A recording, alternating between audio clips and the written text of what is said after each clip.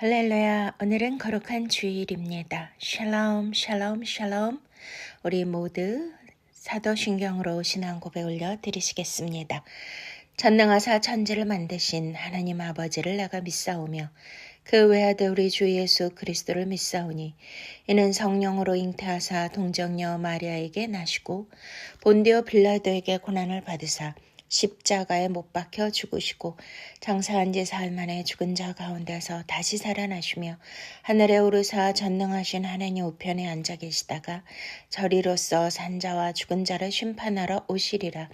성령을 믿사오며 거룩한 공회와 성도가 서로 교통하는 것과 죄를 사하여 주시는 것과 몸이 다시 사는 것과 영원히 사는 것을 믿사옵나이다. 아멘.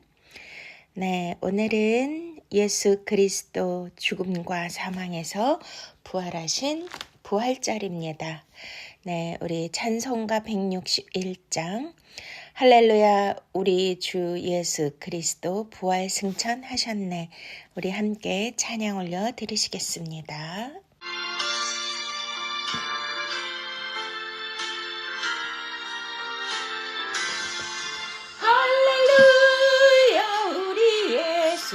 부활 승천하셨네. 세상 사람 찬양하니 천사와 나파도다. 구주 예수 부활하사 사망과 새 이겼네. 구주 예수 부활하사 사망과 새 이겼네. 왕의 왕이 되시고 우리들의 중보 되심 성령 증거하시네.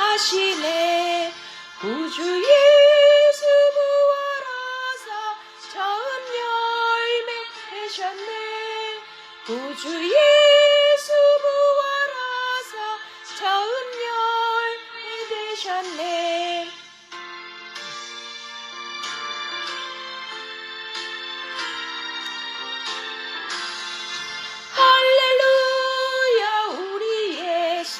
흠과 티가 없도다. 무덤 속에 있는 죄인 주가 일으키시네. 구주 예수 부활하사 영광 주로 오시네. 구주 예수 부활하사 영광 주로 오시네. 아멘. 할렐루야 우리 구주 예수 그리스도 사망 권세 죽음을 깨뜨리시고 부활하셨습니다. 지금은 그 참의 기도와 함께 나라와 민족을 위하여 기도하며 오늘 드려지는 예배를 통하여 말씀을 통하여 큰 은혜 받기 위하여 간절히 기도하는 시간입니다. 만왕의 왕 만주의 주 우리 주 예수 그리스도께서 이 땅 가운데 인간의 몸을 힘입고 오셔가지고 사람의 모양과 종의 형상으로 이 땅에 오셔서 그 무거운 저주의 십자가를 지심을 감사를 드립니다. 오 주님, 우리의 그러한 죄악으로 인하여 우리 주님께서 십자가를 지셨습니다. 아버지 하나님이시여, 그가 찔림은 우리의 죄악을 인함이고 그가 상함은 우리의 허물을 인함이요. 아버지여, 우리 주 예수 그리스도께서 징계를 받으심으로 우리가 평화를 누리게 하시고 우리 주 예수 그리스도께서 채찍에 맞으심으로 우리가 나음을 잊게 해주신 그 놀라우신 대속의 은혜를 감사와 찬양과 영광 올려드립니다. 하나님 아버지, 우리는 저주받은 인생이고 영벌에 처할 수밖에 없는 그러한 죄인이지만 우리 주 예수 그리스도께서 나의 영생과 나의 구원을 위하여 몸소 자신을 십자가에 내어 던지시고 스스로 찢기시고 물과 피를 다 쏟아주신 놀라우신 은혜를 감사를 드립니다. 이렇게 우리를 사랑하시건만 하나님 아버지, 우리는 주님의 말씀대로 그 구속의 은혜를 깊이 깊이 묵상하고 감동하며 날마다 찬양하며 감사하며 살기는커녕 아버지여 나의 현실의 문제로 인하여 단식하며 원망하며 걱정 근심 속에 살았던 모든 죄들을 주님 용서하여 주시옵소서. 아버지 왜 나만 겪는 고난이냐고 그렇게 불만하고 살았던 죄들을 주님 용서하여 주시옵소서. 예수 그리스도의 십자가의 고난과 고통에 비하면 우리는 아무것도 아닙니다. 전 세계에 일어나는 전쟁의 포화와 또한 기근과 전염병, 경제난국에 의하여 희생되어져 가는 굶주린 그러한 백성들에 비하면 우리의 삶은 너무나도 호화롭고 너무나도 안락한데도 아버지여 지극히 적은 것에 낙심하고 절망하며 살았던 모든 죄를 주님 용서하여 주시옵소서. 아버지 예수 그리스도가 3일 만에 그 죽음과 사망의 권세를 깨뜨리시고 부활하게 하여 주신, 죽음에서 건지시고 죽음에서 살리시고 세우신 그 아버지의 사랑, 그 사랑에 힘입어서 이 죄인도 다시 한번 죽음과 사망과 절망과 낙심 속에서 일어나게 하여 주시옵소서. 소망을 가지고 부활의 능력과 부활의 새 생명으로 거듭나게 하여 주시옵소서. 하나님 아버지, 이 나라의 민족을 위하여 간절히 주님 앞에 기도드립니다. 이 나라의 민족이 갈 길을 갈 바를 알지 못하고 너무나도 혼란과 아버지의 정치적인 그러한 카오스의 속에 휘몰아치고 빠져들고 있습니다. 하나님, 이 탄핵 정국에서 백성들이 너무나 불쌍합니다. 아버지 하나님이시여, 정치가들의 저렇게 자기 유익만을 구하고 당내당락과 부정부패와 또한 정치적인 의도를 가지고 이데올로기 사상, 체제 전쟁으로 국민들이 희생당하고 있음을 주님 불쌍히 여겨 주시옵소서.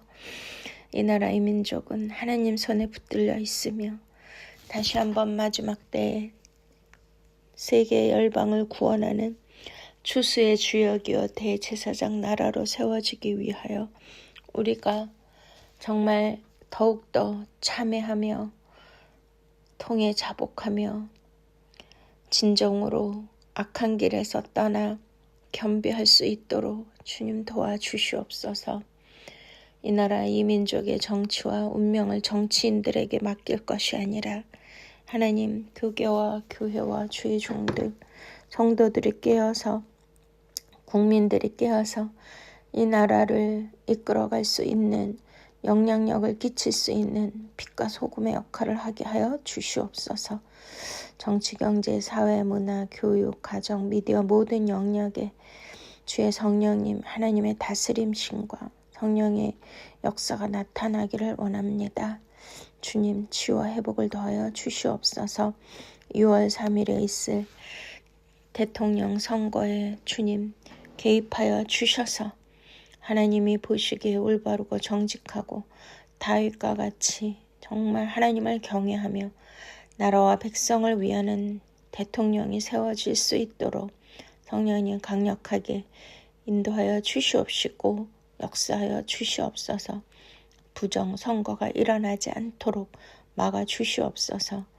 경제가 너무 어려운 상황에 있사오니 회복하여 주시옵시고 다음 세대의 사랑하는 우리 자녀들을 불쌍히 여기시고 축복하여 주셔서 바른 세계관, 바른 정치관 또한 신앙심을 갖고 살아갈 수 있도록 우리 자녀들을 붙들어 주시옵소서.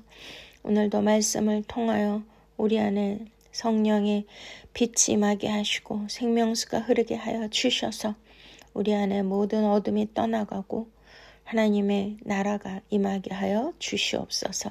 오직 주님만 영광받아 주시옵소서. 감사하고 예수 그리스도 이름으로 간절히 기도드렸사옵나이다. 아멘. 찬송가 165장 주님께 영광 다 함께 찬양으로 올려드리시겠습니다.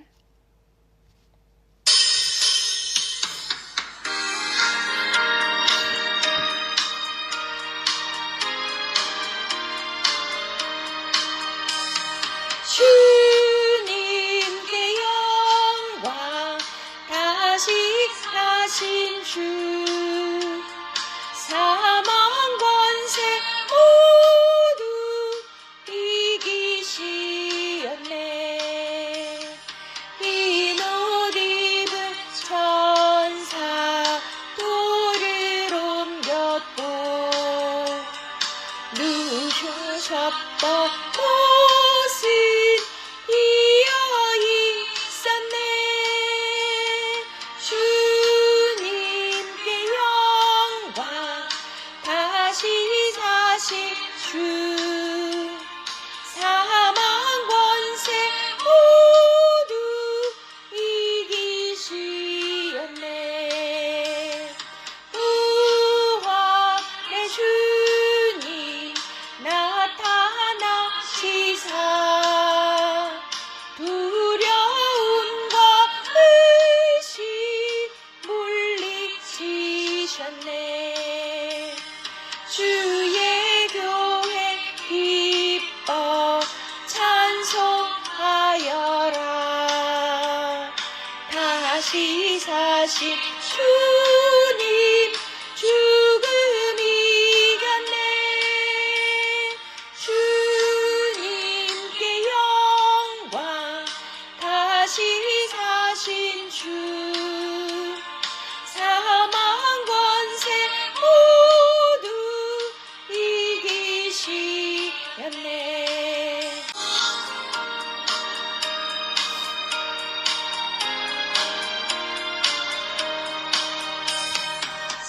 생명의 임금 영광의 주님 주님 없는 삶은 헛될 뿐이라. 주의 사랑으로 세상 이기고 요단 건너 번영 가게 하소서.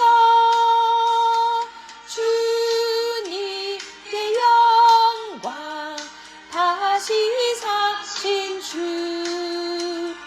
사망 권세 모두 이기시었네. 아멘, 할렐루야. 네, 오늘 하나님께서 우리들에게 주시는 말씀 마태복음 강해를 하고 있습니다. 우리 마태복음 5장 33절부터 37절 말씀입니다. 다 함께 봉독하시겠습니다. 또 옛사람에게 말한 바 헛맹세를 하지 말고 내 맹세한 것을 주께 지키라 하였다는 것을 너희가 들었으나 나는 너희에게 이르노니 도무지 맹세하지 말지니 하늘로도 하지 말라 이는 하나님의 보좌이며 땅으로도 하지 말라 이는 하나님의 발등상이며 예루살렘으로도 하지 말라 이는 큰 임금의 성이며 내 머리로도 하지 말라 이는 내가 한 터럭도 희고 검게 할 수 없음이라. 오직 너희 말은 옳다 옳다 아니라 아니라 하라. 이에서 지나는 것은 악으로부터 나느니라. 아멘. 네, 오늘은 맹세하지 말라는 그러한 말씀으로 우리가 이 본문을 나누겠습니다. 네, 우리가 평상시에 맹세라는 단어를 많이 쓰지는 않는데요. 예수님께서 왜 산상수훈을 통하여서 맹세하지 말라라고 이렇게 말씀하고 계실까요? 네, 우리는 여기에서 주님께서 맹세하지 말라 여기에 이제 4가지의 말씀으로 이렇게 우리에게 맹세에 대하여 하지 말라는 그런 말씀을 하시잖아요. 그러니까 어떤 말씀일까요? 바로 첫 번째는 이제 하늘과 땅과 예루살렘과 머리에 맹세하지 말라고 하십니다. 이렇게 4부분으로 나누어 주셨는데 네, 하늘에 맹세하지 말라고 하신 거는 하늘이 바로 하나님의 왕자라고 말씀을 하시는 거잖아요. 하나님의 보좌라고 말씀하시는 거고요. 그 다음에 땅에 대하여 맹세하지 말라 하신 것은 땅은 하나님의 발등상이라고 말씀하시고 또 예루살렘으로 하지 말라. 이것은 큰 임금의 성, 왕의 도시라고 하신 거잖아요. 또 네 머리로도 하지 말라. 이것은 우리의 머리카락 하나도 희고 검게 할 수 없다. 이렇게 말씀하시는 것입니다. 네, 그러면 우리는 이 네 가지로 우리 예수님께서 맹세하지 말라고 하신 뜻이 무엇일까요? 네, 이것을 통하여 우리가 깨달아야 될 것은 바로 마태복음 5장의 첫 번째 예수 그리스도의 그 설교가 산상수훈 그 팔복에 대해서 말씀하셨잖아요. 이것은 천국에 관한 말씀이죠. 그렇기 때문에 바로 통치 개념이라는 것을 알 수가 있습니다. 통치는 무엇입니까? 바로 하나님의 나라에 관련된 것입니다. 할렐루야. 네, 그러니까 여기에서 하늘과 땅과 예루살렘과 머리, 특히 우린 머리가 뭐예요? 우리 전체 몸을 또 생각을 모든 것을 주관하는 컨트롤 타워가 아니겠습니까? 그렇기 때문에 나를 움직이게 하고 모든 판단과 생각과 모든 것을 하게 하는 주체가 되는 것이 바로 머리이기 때문에 바로 나를 통치하는 거잖아요.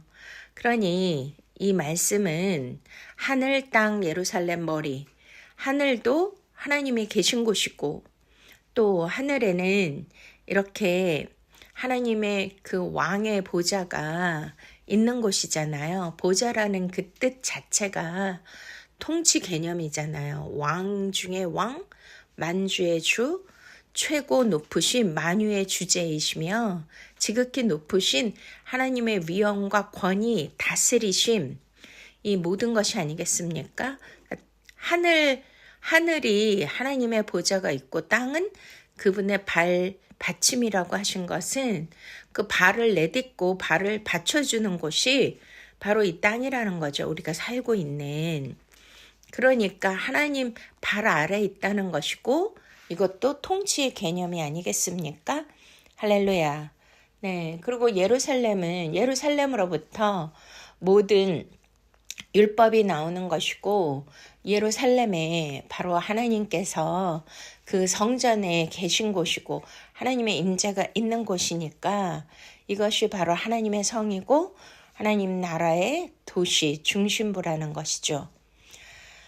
그렇기 때문에 오늘 이 맹세에 관한 말씀은 첫 번째 우리가 생각해야 될 주제가 바로 하나님 나라이고 통치 개념이라는 것을 믿으십니까?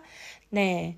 오늘 예수 그리스도께서 모든 죽음과 사망에서 resurrection 부활하셨잖아요. 이기시고 일어나신 날입니다. 할렐루야. 네. 그러니까 이렇게 죽음과 사망 권세를 깨뜨리시고 일어나셨다는 이 뜻은 뭐예요? 이 땅이 바로 공중 권세 잡은 자들, 하늘에 있는 악한 영, 옛뱀, 붉은 용에 의하여 통치되었고 다스려졌잖아요.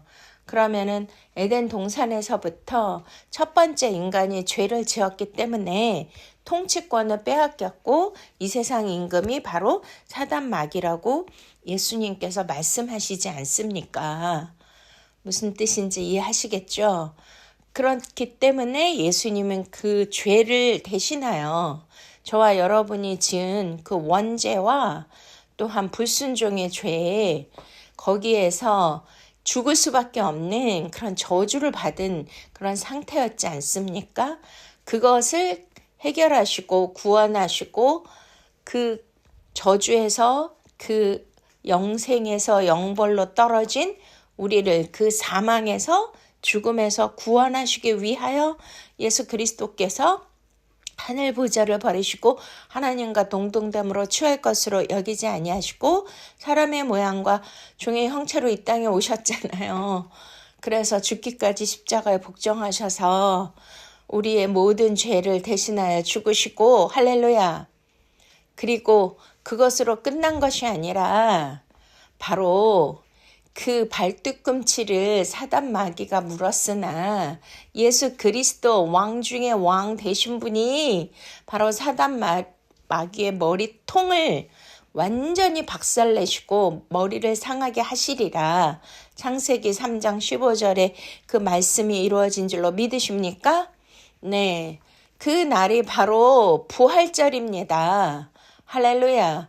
모든 것을 이기고 모든 것을 깨뜨리고 부수고 하나님께서 흑암의 권세를 완전히 십자가에서 도말하시고 우리의 죄까지도 도말하시고 3일 만에 부활하셨습니다. 아멘. 네, 이 부활은 뭐와 관련이 돼 있어요? 통치와 관련이 돼 있잖아요. 그러니까 사단 마귀로부터 이 세상 임금으로부터 통치권을 빼앗아 온 것입니다. 되찾아 오신 것입니다. 네, 다시 복귀된 것입니다. 네, 우리나라도 이렇게 임 대통령이 복귀될 줄 알았는데 파면됐지만 다시 한번 하나님은 이 나라 대한민국을 새롭게 하시고 다시 소생시켜 주시고 일으켜 주실 그런 만왕의 왕 만주의 주 부활의 주님인 것을 믿으십니까? 나는 부활이요 생명이니 우리 믿는 자들은 죽어도 살겠고 살아서 믿는 자들은 영원히 죽지 아니하리라. 할렐루야. 부활과 생명의 주님을 찬양합니다. 네, 그래서 여기에서 오늘 말씀이 무슨 맹세가 이렇게 부활과 무슨 관련이 있을까 생각을 하시겠지만 지금 말씀드린 것처럼 이 통치 개념으로 생각하신다면 너무나 정확하게 이 말씀이 부활의 역사와 그 모든 영적 의미와 관련이 깊다라는 것을 알 수가 있는 것입니다. 네, 이 맹세가 우리가 이제 그 히브리 원어 구약에서 찾아보니까요. 그 원어가 샤바입니다. 샤바. 그리고 나데르, 알라 이러한 의미가 같이 포함되어 있어요. 그래서 샤바는 맹세하다, 또 나데르는 서원하다, 알라는 서약하다 이러한 의미가 있는 것이거든요. 그래서 우리가 구약을 통하여서 이 말씀을 조금 더 그 맹세에 관한 말씀을 살펴보도록 하시겠습니다. 네, 그래서 구약에서 이 맹세에 관한 그러한 말씀 단어가 샤바인데요. 맹세하다, 서약하다, 확언하다 이런 뜻이 있거든요.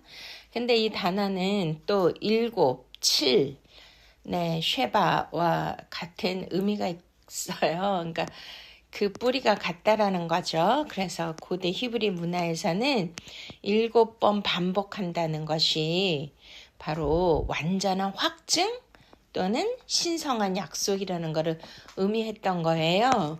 그래서 맹세하다는 것은 마치 이 약속이 하나님의 완전함과 신성함 앞에서 한다는 그런 의미가 담겨져 있는 거죠. 그런데 이것은 7이라는 일곱 아시죠? 7은 완전수잖아요. 그래서 창세기 21장 31절에 우리가 부엘쉐바 아시죠? 이삭이 계속 그 우물을 양보를 했는데 마침내 뭐를 만났더라? 부엘쉐바를 만났죠. 그래서 거기에서 이는 그 두 사람이 거기서 맹세하였음이며 이렇게 나오는데 그 맹세가 바로 샤바예요. 또 이게 뭐 실컷 먹이다 이런 뜻이 있고 7개 그래서 부의 쉐바는 쉐바가 7이고 맹세잖아요. 뭐 맹세의 우물 또 7 우물 이런 뜻이 있는 거예요. 그리고 이제 신약의 헬라어는 바로 호니오 이런 이제 단어거든요. 근데 그 뜻이 맹세하다, 엄숙히 약속하다, 어떤 것을 증인 삼아 선언하다 이런 뜻이 있고요.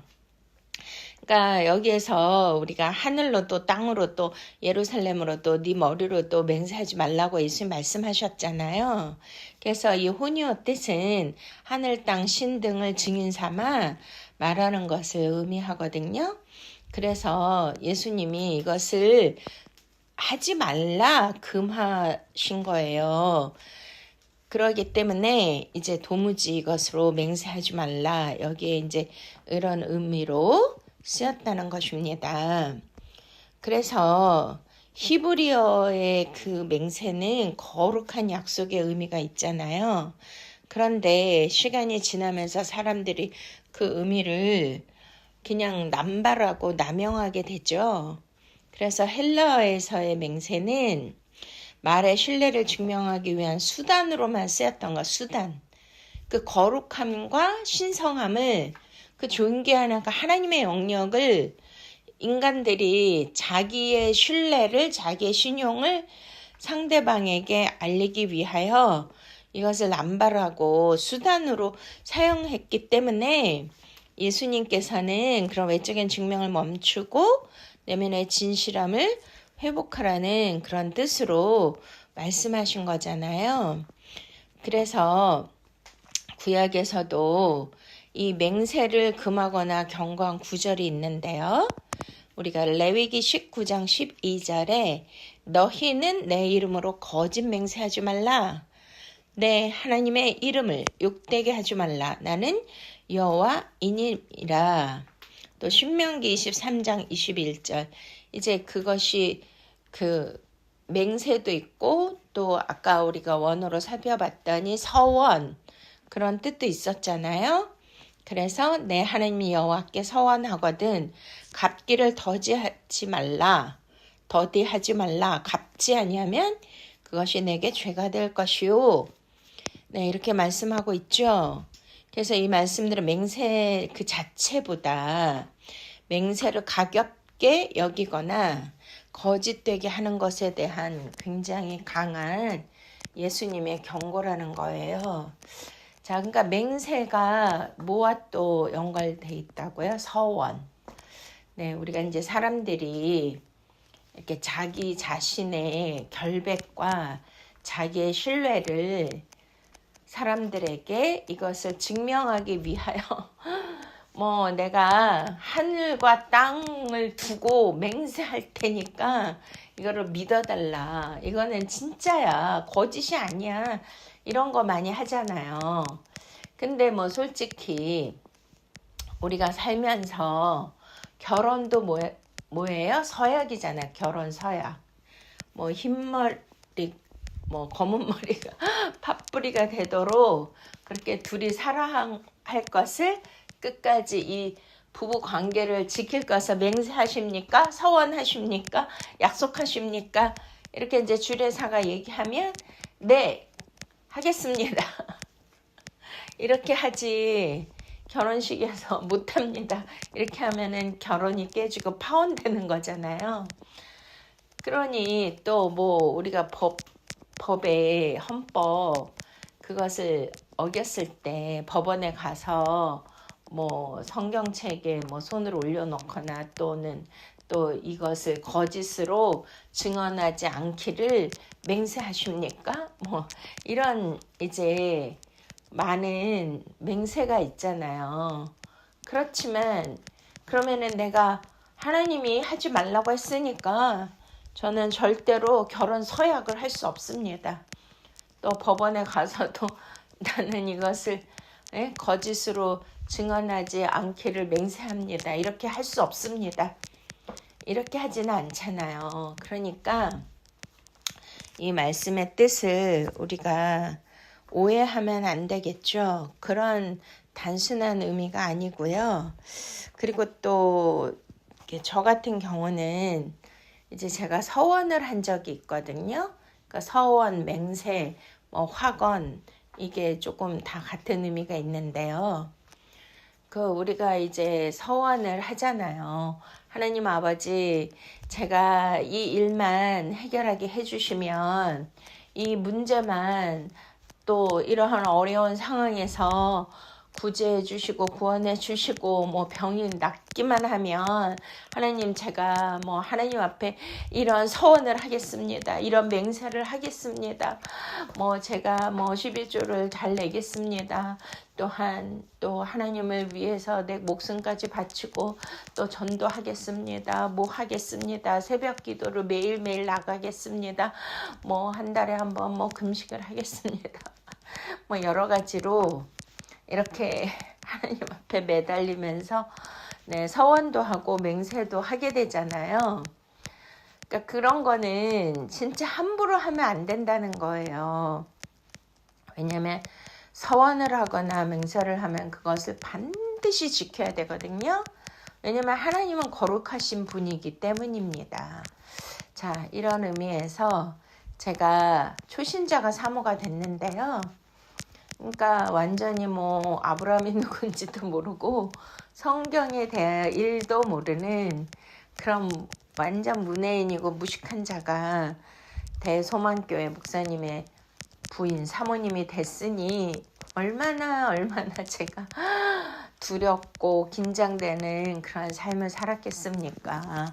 나이도 어리고요. 자, 그런데 이제 결혼하자마자 하나님께서 아이를 주셨고 그 아이가 너무나 우량하였고요. 저는 몸도 약했고 또 시어머니 병든 시어머니 모시고 살아야 되고 아무튼 어려운 상황 가운데서 제가 그 육아에 대한 것도 잘 모르고 살림도 할 줄 모르고 그 대학원 다니다가 이렇게 하나님께 붙들려서 결혼을 하게 됐는데요. 뭐 새벽 예배부터 밤늦게까지 살림하고 도저히 제 체력이 감당할 수가 없었어요. 근데 저는 이제 죄송하게 뭐 어떻게 또 임신 뭐 그런 방법도 피임 뭐 이런 것도 몰랐기 때문에 하나님 앞에 이제 기도했거든요. 하나님, 제가 이제 이 아들 하나 주신 것으로 감사하고 더 이상은 아이를 안 낳게 해주세요. 안 갖게 해주세요. 왜냐면 제가 지금 현실로도 이 아이 하나 키우고 살림하면서 또 사모님 그 뒷바라지 내조하면서 또 아이 키우면서 할 수가 도저히 없습니다. 그렇게 기도를 했는데 어느 날 이렇게 달달이 하는 게 안 나오는 거예요. 그래서 너무나 무서웠어요. 그때 마침 어느 사모님이 저를 데리고 하늘산 기도원을 가게 됐는데요. 거기서 얼마나 부르짖고 눈물로 기도했는지요. 제발 임신만 안 되게 해주시면 제가 하루에 성경을 10장씩 읽겠습니다. 왜냐면 성경을 전혀 몰랐거든요. 그리고 뭐 하루 종일 살림하고 시어머니 병수발하고 뭐 애 키우고 하니까 성경 읽을 시간이 없잖아요. 근데 사모님인데 어떻게 성경을 1도 모르고 어떻게 살 수가 있겠습니까? 그러니까 이제 제가 그거를 저도 모르게 서원을 했는데 나중에 이제 기도원에서 내려와가지고 차병원에 가서 검사를 했더니 임신이 아니었던 거예요. 제가 너무나 이제 이렇게 몸은 약한데 고되게 사니까 이제 그런 경수가 끊어지는 경우도 있다고 하지 않습니까? 그래서 그때 할렐루야 막 너무나 기뻐하면서 환호를 하면서 이제 그랬던 기억이 나요. 근데 중요한 건 뭐죠?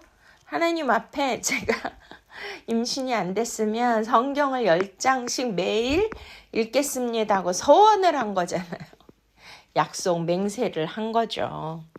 근데 그거를 제가 듣기에는 하나님께 서원하고 맹세한 거는 죽으면 죽어도 반드시 지켜야 된다고 제가 들었기 때문에 와, 그때부터 성경을 10장씩 읽은 거예요. 근데 우리 남편 목사님이 우리 집안 전체 막 벽이 다 이렇게 기독교 서적, 주석 뭐 이런 책이 뭐 어마어마하게 많이 있었는데요.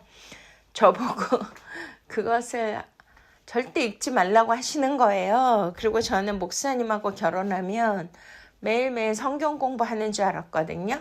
와우. 그런데 뭐 너무나 바쁘신가 새벽에 들어가셨다가 또 이제 청년부 맡으셨으니까 밤늦게 오시고 뭐 얼굴 볼 시간도 없잖아요.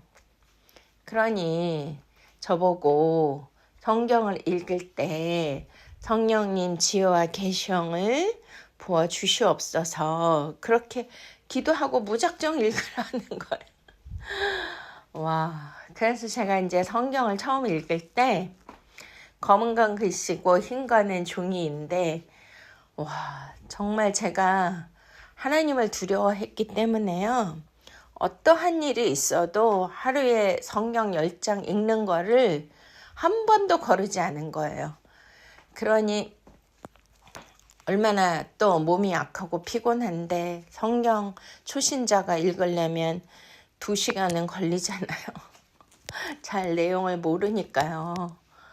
근데 또 우리 목사님 외국 집회도 많이 나가시고 하셔서 그러면 따라가면은 시차 적응도 못하고 또 부흥회 하시면 그 막 빨래를 해야 되고 뭐 뒷바라지 해야 되고 그러면은 또 한 방에 있으니까 불 켜고 성경을 읽을 수가 없으니까 화장실 가서 읽고 또 막 비행기 안에서 읽고 막 누구를 만나다 성경을 이렇게 서원을 지키기 위해서 죽을 힘을 다한 거예요. 할렐루야. 그래서 오늘날 제가 성경 교사가 되었고 우리 그 목사님들이 저에게 이렇게 성경 공부를 하러 오시게 되고 또 지금 이렇게 교회 아카데미 신학 강의까지 하도록 하나님이 은혜 위에 은혜를 더하신 너무나도 놀라운 그런 축복이었답니다. 그때는 진짜 죽을 힘을 다해서 그 서원을 갚았고요. 할렐루야. 근데 이제 그것을 안 해도 되는 것이 제가 늦둥이를 하나님 주셨거든요. 그러니까 아기를 안 낳게 하기 위해서 서원을 해서 10장씩 읽었는데 하나님이 늦둥이를 주심으로 이렇게 서원이 끝났고 그래도 지금 뭐 매일 이렇게 성경을 이제 깊이 묵상하고 낭독하는 그런 단계로 하나님이 인도해 주셨습니다. 자, 그래서 우리가 이 맹세와 서원은 너무나도 중요한 의미가 있다라는 것을 우리가 아셔야 되고요. 그러면 도무지 맹세하지 말라 이렇게 하신 뜻은 왜 이렇게 하셨을까요? 네, 그러니까 첫 번째는 뭐냐면 하나님의 주권을 인정하라입니다. 처음에 말씀드린 것처럼 그 하늘과 땅과 예루살렘 성과 네 머리로도 맹세하지 말라 하셨잖아요. 그러니까 그게 뭐예요? 통치 개념이라 그랬죠. 그렇기 때문에 뭘 인정해야 돼요? 인간이 하나님의 주권을 인정해야 되는 것입니다.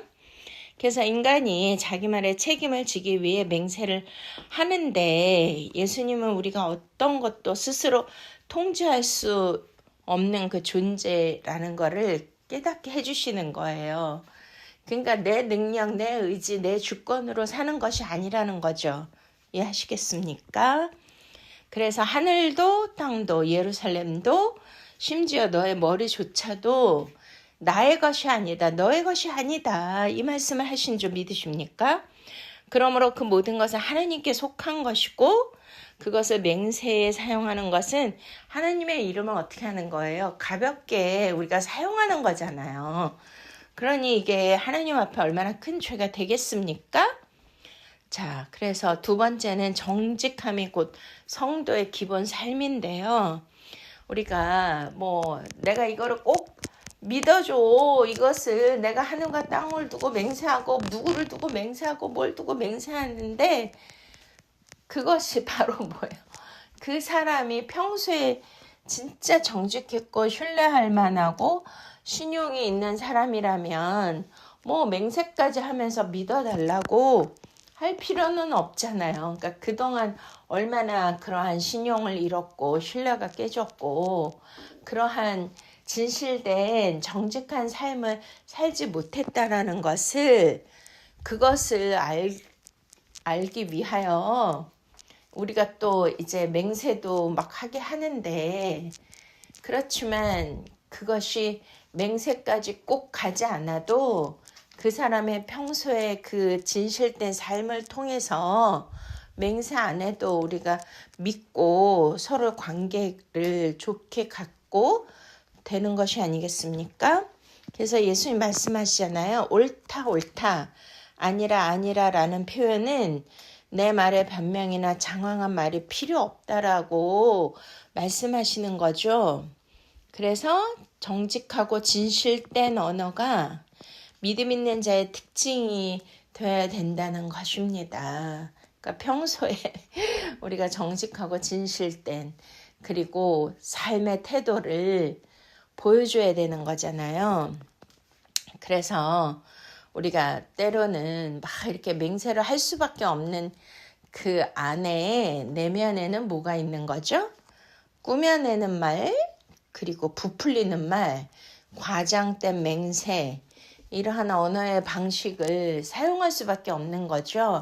근데 이거는 바로 사탄 마귀가 좋아하는 언어의 방식인 것을 우리가 깨달을 수 있기를 바랍니다. 그러니 진실하지 못한 말은 결국 사람을 속이고 죄에 이르게 되는 것인데요. 우리가 하나님 앞에서 우리가 말하는 모든 것이 중요합니다. 하나님을 증인 삼아 맹세할 것이 아니라 매 순간을 하나님 앞에서 살아가며 진실되게 말을 한다라면 코람데오 하나님 앞에서 하나님 안에서 하나님과 함께 그러니까 평소의 삶과 평소의 태도, 평소의 언어 방식이 이렇게 하나님 앞에서 코람데오로 산다면 맹세를 할 이유도 없고 할 필요가 없지 않겠습니까? 할렐루야. 그래서 참다운 그리스도인은요. 말로 자신을 증명하는 것이 아니고 삶을 통해서 그리스도의 향기를 바라고 빛된 삶을 살 때 우리는 맹세를 할 필요가 없다라는 것입니다. 믿습니까? 네, 그래서 우리가 여기에서 영적 교훈을 얻을 수가 있는데요. 자, 진실과 조용한 그런 삶의 내면의 그 정직한 것을 보여준다라면 그것이 힘이고 능력이라는 것이죠. 네, 그래서 우리가 야고보서 5장 12절에도 오늘 본문과 같은 말씀을 야고보서가 하는데요.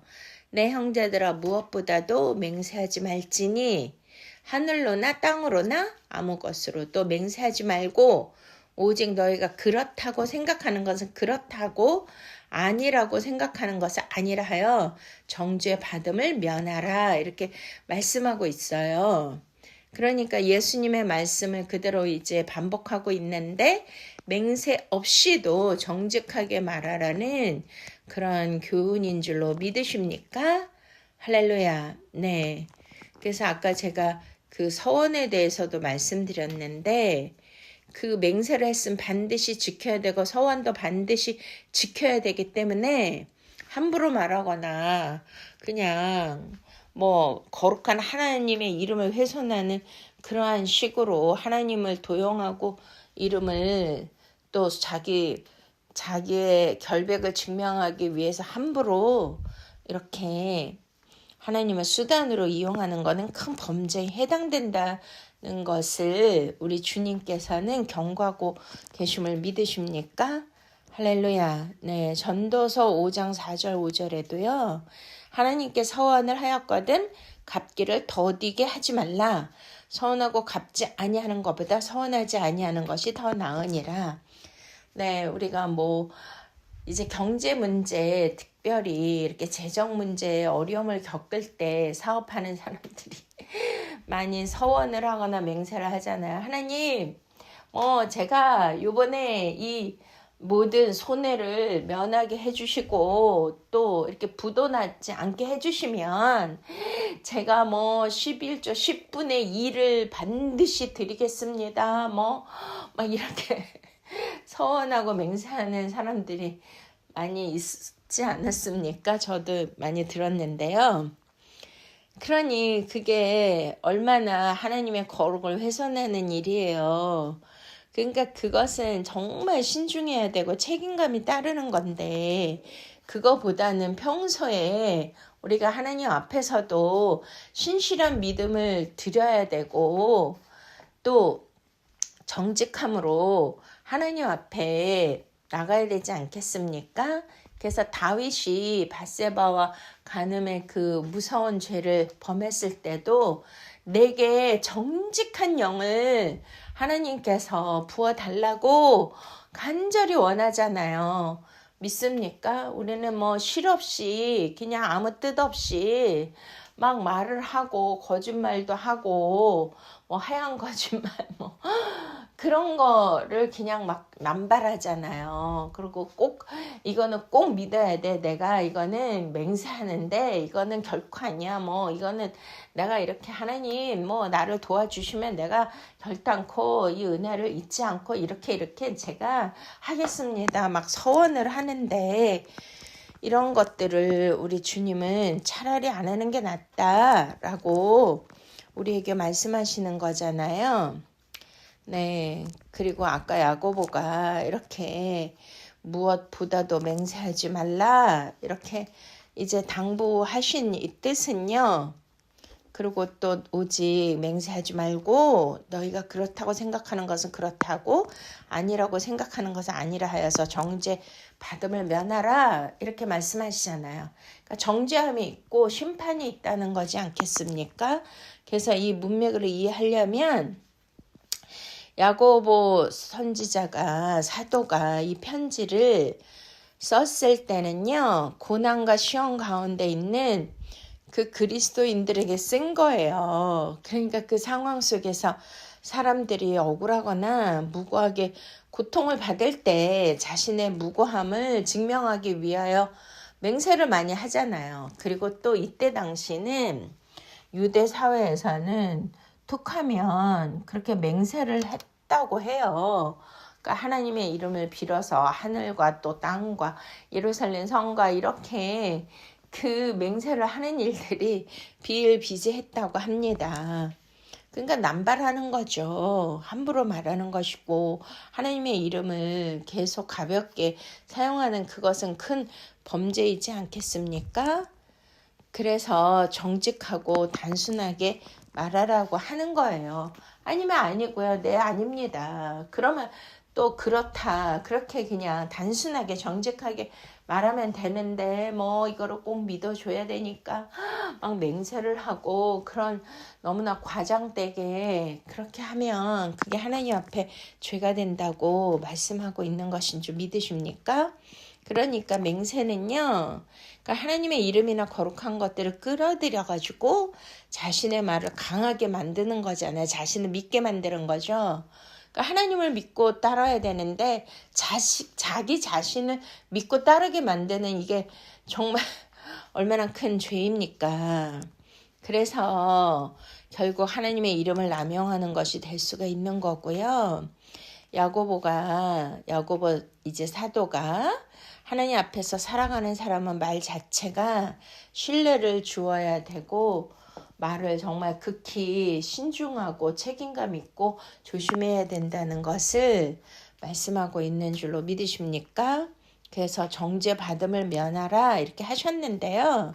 우리가 불필요한 말로 인하여 이렇게 막 과장된 말 그런 거 많이 하잖아요. 우리가 주위에서도 많이 볼 수 있고 또 이렇게 이제 남들에게 자기를 과시하고자 하는 그런 자들은요.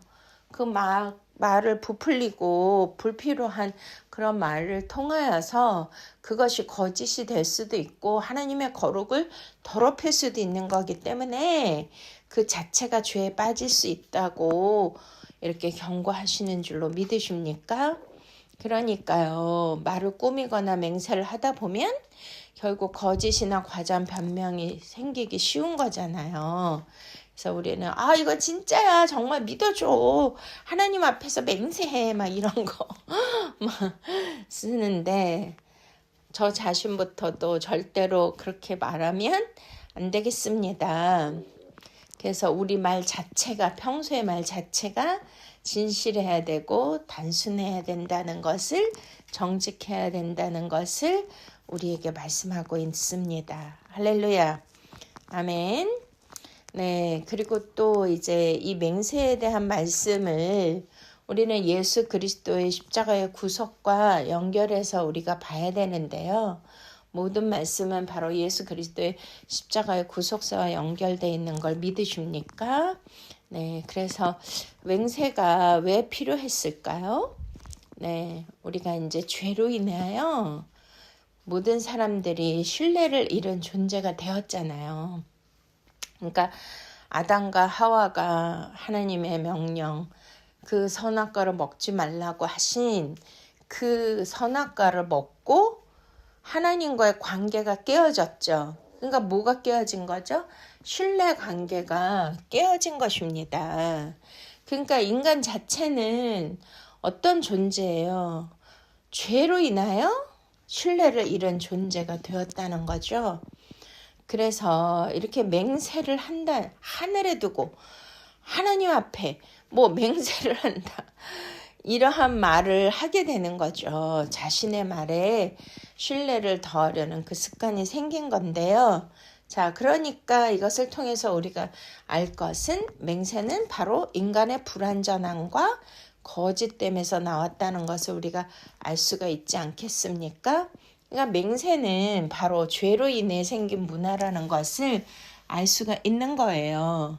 그러면 예수님의 십자가는 단순히 죄를 용서해 주시고 용서받는 사건이 아니고요.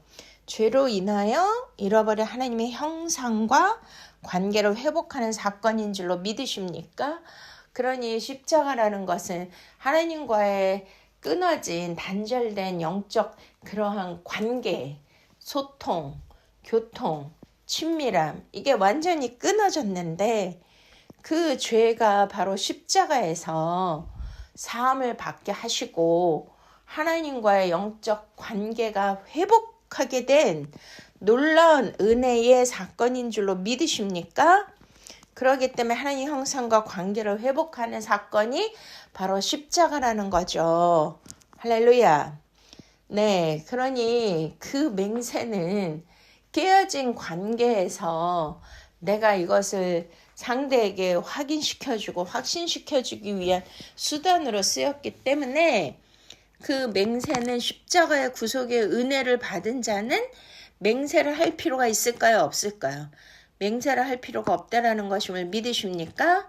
네, 그래서 맹세 없이도 정직할 수 있는, 거짓이 없이 살 수 있는 사람으로 변화되는 것이 바로 십자가의 능력이고 구속의 열매인 줄 믿으십니까? 할렐루야.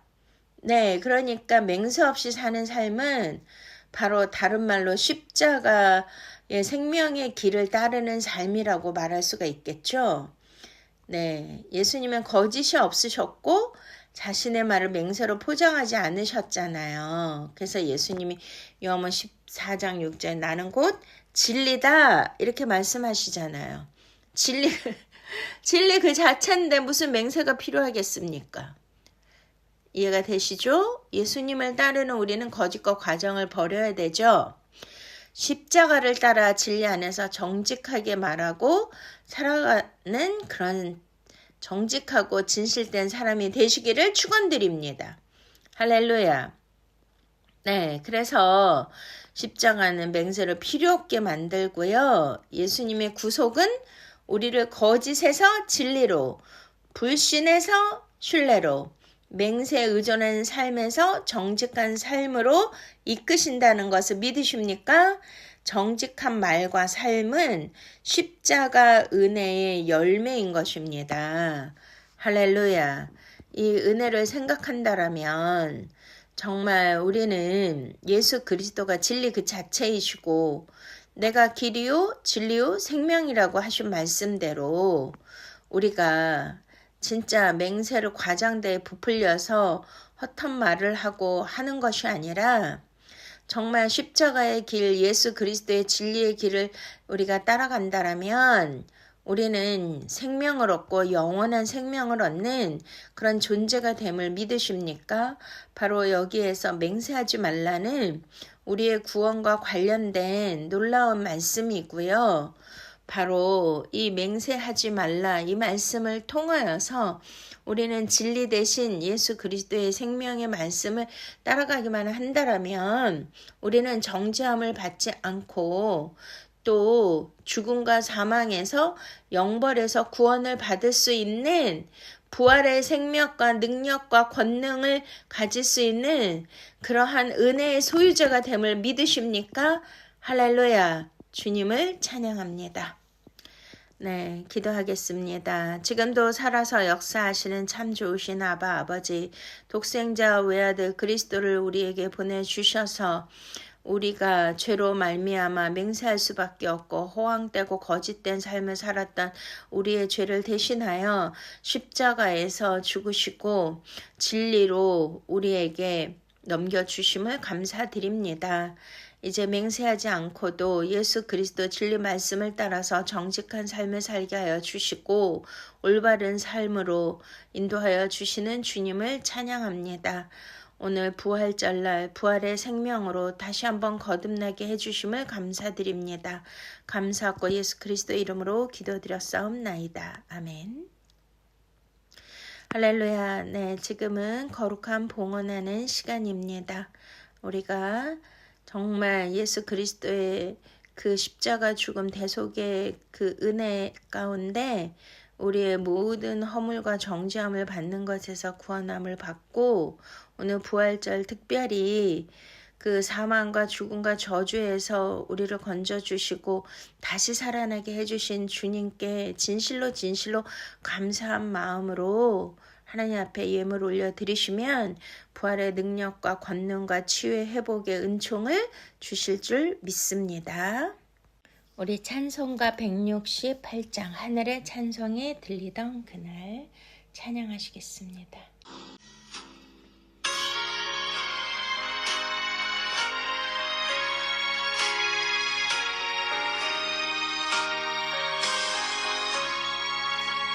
하늘의 찬송이 들리던 그날 죄악이 가득한 그날 밤에 동정녀 몸에서 탄생한 주님 우리를 구하러 오신 예수 살아서 살아 죽어서 구원 묻혀서 내 죄를 감당하사 부활로 우리를 구하신 예수 다시 오시리 영광의 그날 갈보리 산으로 끌려가시사 십자가 위에서 죽으신 날 가시관 쓰시고 빌리시사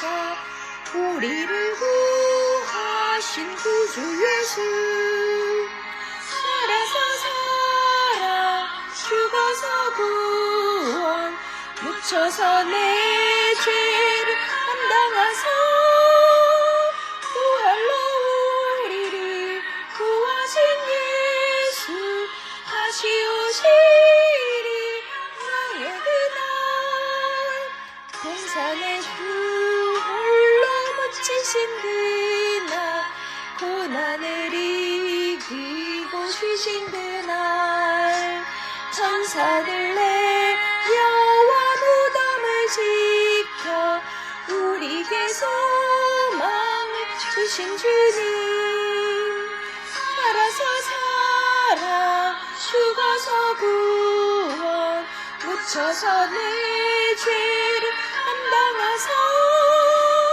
부활로 우리를 구하신 예수 다시 오시리 영광의 그날 무덤이 예수를 못 받은 그날 임봉한 그 돌이 굴러간 날 죽음의 권세를 깨뜨린 주님 하늘에 오르신 내 주 예수 살아서 살아 죽어서 구원 묻혀서 내 죄를 감당하사 부활로 우리를 구하신 예수 다시 오시리 영광의 그날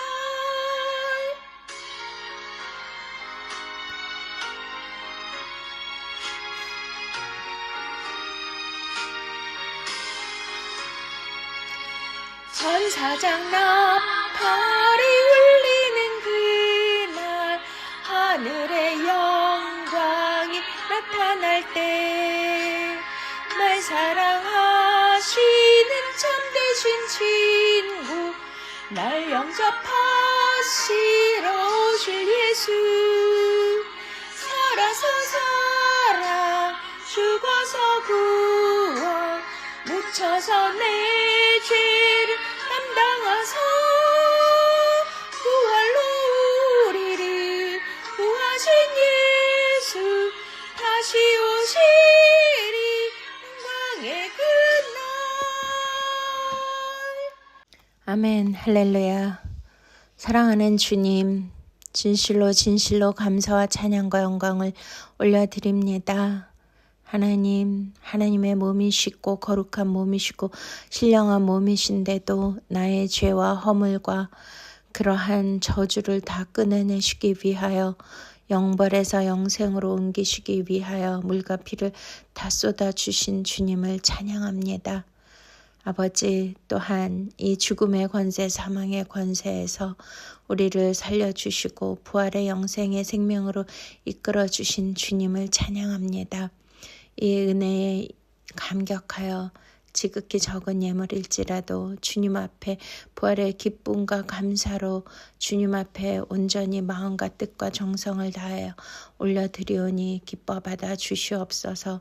우리의 마음의 소원과 우리의 깊은 그러한 간절한 그 기도의 제목까지도 주님 앞에 함께 올려드리오니 주님 들으시고 받으시고 응답으로 역사하여 주시옵소서.